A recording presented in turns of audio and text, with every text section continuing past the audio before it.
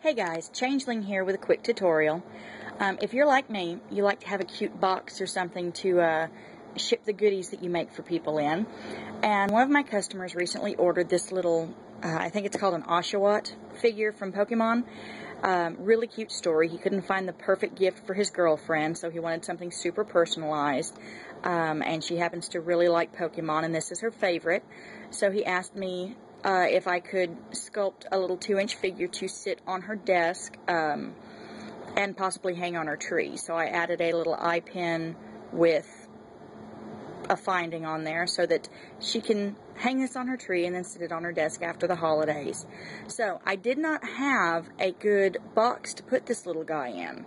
So what I did, I remembered that I had this little takeout container from Michaels. I bought this at Michaels with the intention of turning it into a template. It actually came with this little handle, if I can get this thing to focus. There we go. It came with this little handle, and all I did was slide the handle out of these little holes that are punctured in it, and I've made myself a template. Now, to make the template, the first thing you're going to need, obviously, is the box. You're also going to need some poster board, a pair of scissors.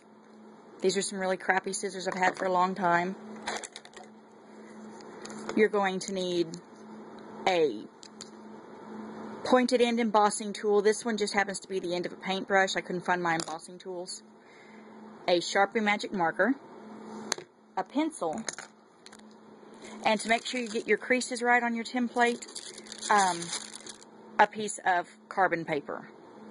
Now, the first thing I did when I made this, and you're not going to actually see me make this because my actual video camera is dead, and I don't have a way to edit these videos, so I'm just shooting this on my phone. I took the metal piece out of this to-go box, and I just unfolded it. You can see there's no cutting involved in this. You just have to unfold it and trace it.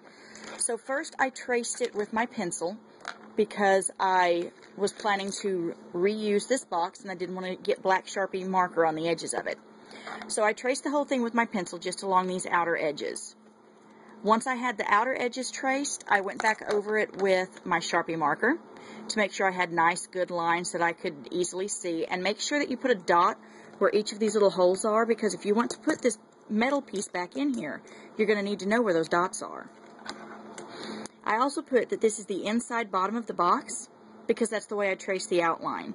That way you know exactly where everything's going to go. And just for future reference, these edges work either folded inside the box or outside the box, but they look best when they're outside.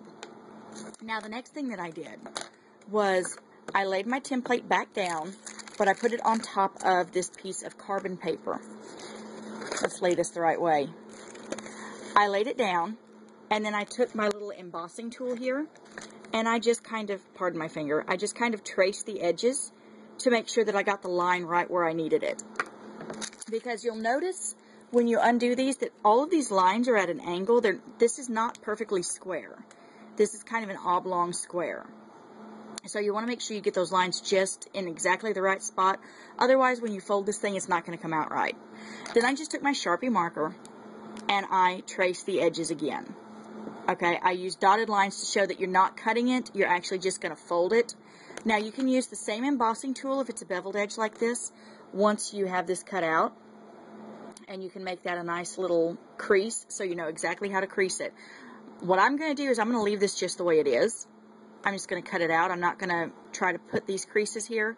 Instead, what I'm going to do is every time I trace this thing, I'm going to use this carbon paper and a bone folder. And I'm going to trace the edges onto the piece I'm making and use the bone folder to get a nice smooth crease.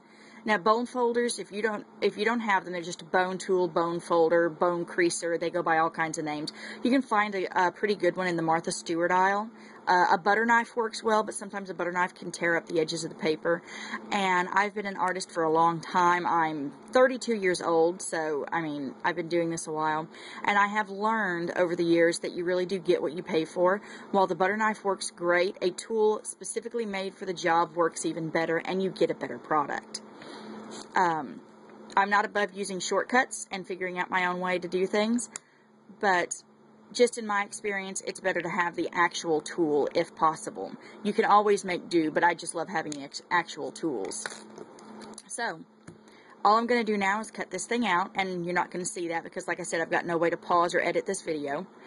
And then this little guy is going to go to his new home in his cool little box, and hopefully my customer's girlfriend will be just tickled with him. Say bye. Bye!